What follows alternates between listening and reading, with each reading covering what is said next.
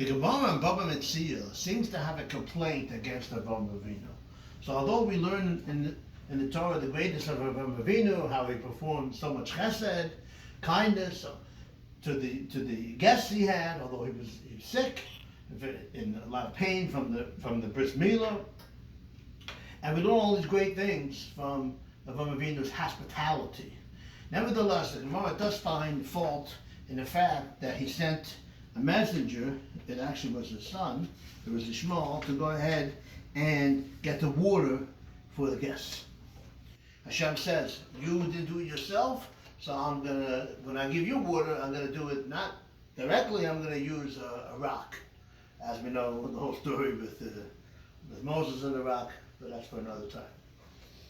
What was the complaint exactly against Avraham Avinu? The Gemara tells us that when you have two mitzvahs to do, a mitzvah that can be done through somebody else, and a mitzvah of learning Torah, so you learn Torah, and you let somebody else do the mitzvah. A mitzvah that you have to do yourself, that you do yourself. Tefillin needs to be done yourself, so you stop learning to put on tefillin. But to go get water, he sent Ishmael to go get water. Let him continue in the Taisus for another few minutes. So the answer is as follows. That when Avraham Avinu fed people, what every aspect of starting from greeting them and giving them water to wash their feet, all the way till they leave, it wasn't just hospitality, it was Emuna, belief in Hashem, which is also Talmud Torah. I'm going to prove this in a second. The Torah tells us that Avraham Avinu planted a tree. Vayital Eisha b'Be'er Sheva.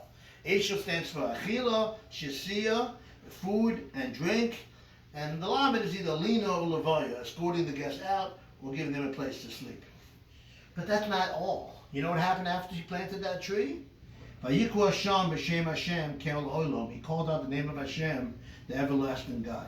So you see clearly in the pasuk that when Avraham Avinu did hospitality, he did chesed, he didn't stop there. The chesed was the opportunity to talk about the greatness and oneness of Hashem, to do Emuna. Okay, so very nice.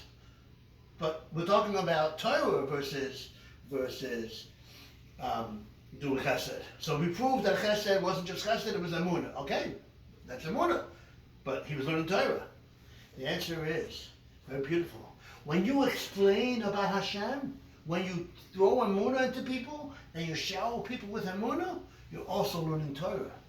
When you explain Emuna, when you explain that there's only one Hashem, so you're explaining the pasuk of Shema Yisrael, Hashem Elokeinu, Hashem Echad.